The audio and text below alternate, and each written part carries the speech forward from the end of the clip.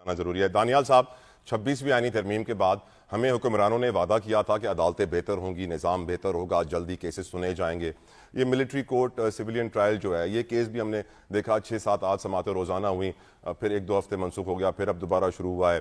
یہ جو 26ویں آئینی ترمیم کے خلاف درخواستیں ہیں وہ اتنے وقت کے بعد آئینی بینچ نے اٹھائی ہیں اور پہلی سماعت کے بعد 3 ہفتے کے لیے ملتوی کر دیا۔ ساتھ ہی ساتھ 26ویں آئینی ترمیم کے بارے میں محسن اختر کیانی صاحب کا یہ کہنا کہ ہم نے جو خط لکھا تھا اس کی بنیاد کے اوپر یہ 26ویں آئینی ترمیم آئی ہے۔ Sitting high court, supreme court کے ججز یہ کہہ رہے ہیں کہ ججز کو آزاد کرو، تقدس کو پامال ہونے سے روکو۔ کیا آپ کو لگتا ہے 26ویں آئینی ترمیم اپنے ڈیزائرڈ ریزلٹ پہ پہنچ گئی ہے؟ دانیال عزیز صاحب۔ میرے خیال میں جی محسن کیانی صاحب کی بات جو ہے وہ اپنی جگہ ہے، لیکن میرا خیال میں ایک چیز وہ کہنا شاید بھول گئے کہ جو پولیٹیکل نوعیت کے کیسز تھے، خاص طور پر جو یہ نشان نہ ملنا پی ٹی آئی کو اور یہ ریزرو سیٹس کا معاملہ جو تھا اور ان کی سیٹوں کی جو گنتی تھی اور الیکشن کمیشن کو جو آرڈرز ہوئے اور پھر جو کنسلٹیشن ہوئی اور دوبارہ آرڈرز ہوئے اور وہ جو سارا سلسلہ آپ کے سامنے ہے، زیادہ میرے خیال میں وہ وجہ تھی جو کہ ایکچولی سارے ماحول کو ایک نیا رخ دے سکتی تھی، اور اس کی وجہ سے یہ سارے کا سارا سلسلہ جو ہے یہ سامنے آیا۔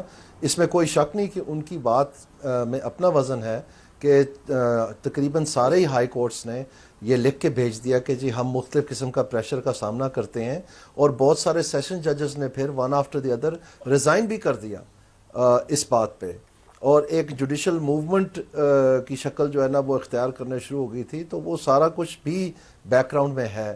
تو میں سمجھتا ہوں کہ بہت مدت کے بعد، یعنی ثاقب نثار اور یہ بندیال صاحب کے بعد شاید ایک موقع مل رہا تھا کہ پاکستان میں شاید ایک آزاد عدلیہ کی پہلی کرنیں ہمیں شاید نظر آنے لگی تھیں، لیکن اس سارے سلسلے کو جو رولنگ پارٹی ہے، جو عادی مجرم ہیں اس کام کے، انہوں نے وہ سارے کا سارے درہ کا درہ چھوڑ دیا یہ آئینی ترمیم کر کے۔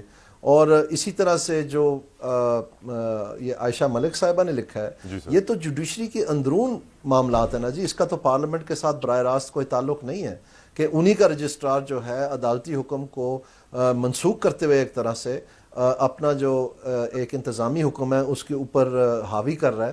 تو یہ تو کسی ملک میں کسی قانون قاعدے کے تحت ہی تو ان ایکسیپٹیبل ہے ٹوٹلی، اور میرے خیال میں یہ ایگزیکٹو اوور ریچ ہے یہ، اور وہ جو اس کو سرزنش کی ہے انہوں نے تھرو کنٹیمپٹ آف کورٹ، میرے خیال میں بالکل صحیح کی ہے، اور یہاں رکنا نہیں چاہیے، یہ ان چیزوں کا فیصلہ ہونا چاہیے۔ دانیال عزیز صاحب، آپ کی نظر میں کیا پی ٹی آئی ایک بند گلی میں آ چکی ہے اور کیا دشمن کا دشمن ان کی مدد کر پائے گا؟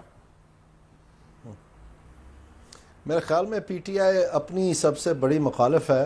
اس کی وجہ یہ ہے کہ یہ جو پشاور میں ابھی ڈرامہ ہوا ہے ریسنٹلی، اس میں جتنے بھی ان کے اتحادی ہیں، یہ فیکٹ ہے کہ ان ساروں نے پھر یہ اصرار کیا کہ جی ہمیں آپ نے لگایا ہوا ہے کہ ہم مذاکرات کریں، اور آپ جا کے بیک ڈور ڈھونڈ رہے ہیں کہ کسی طرح آپ ان کے سامنے پیش ہو کے تو اپنا کوئی کیس پلیڈ کر لیں، تو ہمیں پھر آپ صرف استعمال کر رہے ہیں اپنی طاقت بڑھانے کے لیے تاکہ آپ کی نیگوشیشن بہتر ہو جائے۔ تو کسی اصول پرستی کے تحت یہ احتجاج اور آئین کی بحالی کے لیے احتجاج کر رہے ہیں، اور آپ لگتا ہے وہ بیک ڈور ڈھونڈنے کے لیے کر رہے ہیں۔ تو یہ باتیں تو ظاہری باتیں ہونی تھی، اور پھر جو گورنمنٹ کہتی ہے کہ جی ایک طرف یہ کہتے ہیں کہ جی ہم نے مذاکرات کرنے ہیں، اور دوسری طرف یہ کہتے ہیں کہ ہم نے بیک ڈور ڈھونڈ رہے ہیں، ان کو بھی شش و پنج میں ڈال دیا۔ تو یہ پی ٹی آئی کی جو یہ یو ٹرن اور یہ چلاکیاں ہیں، یہ پہلے بھی ہم نے دیکھی ہیں، کیونکہ یہ جو مشہور ہے یو ٹرن کا، یہ فیض حمید کے دوران بھی ہوا کہ جی ان کو ڈی جی آئی صاحب نے بالکل نہیں بدلنا، میں پرائم منسٹر ہوں، یہ میرا فیصلہ ہے اور میں دیکھوں گا کیسے بدلے جائیں گے، اور پھر ان کو بدل بھی دیا، اور جو نئے صاحب آئے پھر ان کو لگا بھی دیا۔ اور اسی طرح سے جب یہ دھرنا دیا تو یو ٹرن مارا انہوں نے کہ جی بس اب دھرنا ختم ہو گئے، لوگ ان کے پاؤں سے لپٹ کے روتے رہے کہ مت چھوڑ کے جاؤ ہمیں، انہوں نے دھکیلا ان کو اور گاڑی میں زور سے دروازہ بند کر کے بس نکل گئے، اور دھرنا شرنا ختم۔ سب جو قسمیں کھائی ہوئی تھی کہ ہماری لاشیں جائیں گی اور یہاں پر قبریں کھودی جا رہی تھیں اور پتہ نہیں کیا کچھ، تو یہ ڈرامہ لگانے سے سنجیدہ معاملات کو الجھاتے ہیں آپ، ان کو سلجھاتے نہیں ہیں۔ تو میں سمجھتا ہوں کہ پی ٹی آئی کو لانگ اینڈ ہارڈ سوچنا چاہیے کہ آخر کار وہ کھڑے کہاں پر ہیں اور وہ چاہتے کیا ہیں۔ بالکل ٹھیک۔ دانیال عزیز صاحب، اب جو صحافی احتجاج کر رہے ہیں، جو اب ہمارے دلوں میں خوف آ گیا ہے کہ ہم نے غلطی سے بھی یہ کہہ دیا کہ الیکشن میں دھاندلی ہوئی ہے تو پھر ہم پھنس جائیں گے. آپ کی نظر میں کیا صحافیوں کے احتجاج میں حکومت پریشر میں آئے گی؟ کیا حکومت بیک فٹ پہ آئے گی یا پھر نہیں؟